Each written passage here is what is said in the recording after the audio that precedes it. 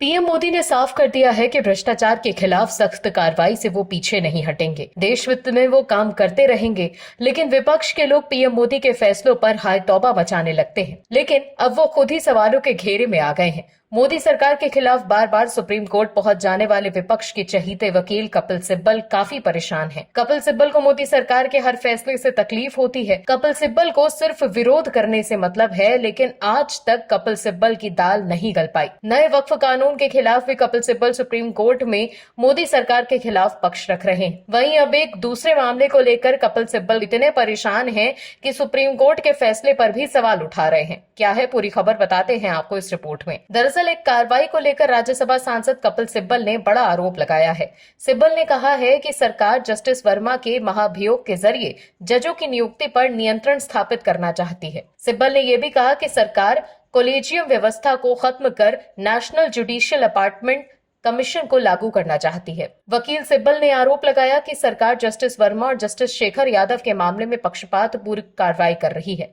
सिब्बल ने यह भी कहा है कि जस्टिस शेखर यादव पर बीते साल सांप्रदायिक टिप्पणी करने का आरोप है और उनके खिलाफ एक विपक्षी सांसद ने राज्यसभा में महाभियोग प्रस्ताव पेश किया था, लेकिन राज्यसभा सभापति ने अभी तक उसकी मंजूरी नहीं दी है। केंद्रीय मंत्री किरेन रिजिजू ने बीते दिनों बताया था कि जस्टिस वर्मा के खिलाफ संसद सत्र में महाभियोग प्रस्ताव लाया जाएगा। एक प्रेस कॉन्फ्रेंस में कपिल सिब्बल ने यह कहा था कि सरकार की इच्छा कॉलेजियम सिस्टम को खत्म करने और जजों की नियुक्ति पर नियंत्रण स्थापित करने की है। जस्टिस वर्मा के पक्ष में बोलते हुए सिब्बल ने यह भी कहा, मैं पूरी जिम्मेदारी से कह रहा हूं कि वो एक बेहतरीन जज हैं जिनके सामने मैंने बहस की है।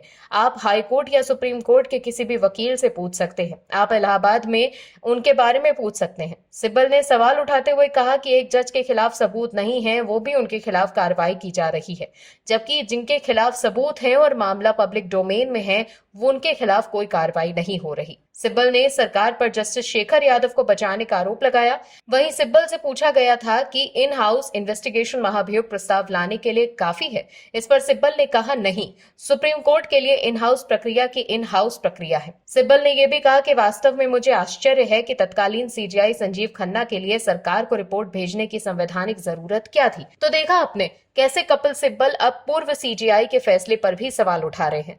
दर्शकों, कॉलेजियम सिस्टम वो प्रक्रिया है जिससे सुप्रीम कोर्ट और हाई कोर्ट के जजों की नियुक्ति और तबादले किए जाते हैं। इसमें सरकार का दखल नहीं होता। कॉलेजियम भारत के चीफ जस्टिस और सुप्रीम कोर्ट के 4 वरिष्ठतम जजों का एक समूह है। ये 5 लोग मिलकर तय करते हैं कि सुप्रीम कोर्ट में कौन सा जज होगा। ये नियुक्तियां हाईकोर्ट से की जाती हैं और सीधे तौर पर भी किसी अनुभवी वकील को भी हाईकोर्ट का जज नियुक्त किया जा सकता है। हाईकोर्ट में जजों की नियुक्ति भी कॉलेजियम की सलाह से होती है, जिसमें सुप्रीम कोर्ट के चीफ जस्टिस, हाईकोर्ट के चीफ जस्टिस और राज्य के राज्यपाल शामिल होते हैं।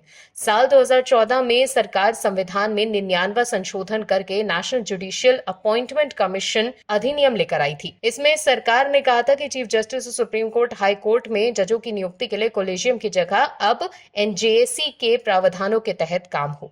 इस कमीशन में 6 लोगों को सदस्य बनाने का प्रावधान किया गया है, जिनमें चीफ जस्टिस ऑफ इंडिया, केंद्रीय कानून मंत्री, सुप्रीम कोर्ट के 2 वरिष्ठतम जस्टिस और 2 विशेषज्ञ शामिल होंगे। 2 विशेषज्ञों का चयन प्रधानमंत्री, विपक्ष के नेता और सुप्रीम कोर्ट के चीफ जस्टिस के 3 सदस्यीय पैनल को करना था। ये प्रावधान भी किया गया था कि 2 विशेषज्ञ सदस्य हर 3 साल पर बदलते रहेंगे। हालांकि साल 2015 में सुप्रीम कोर्ट ने इसे खारिज कर दिया था। आप दर्शकों से विनम्र निवेदन है कि चैनल को सब्सक्राइब जरूर करें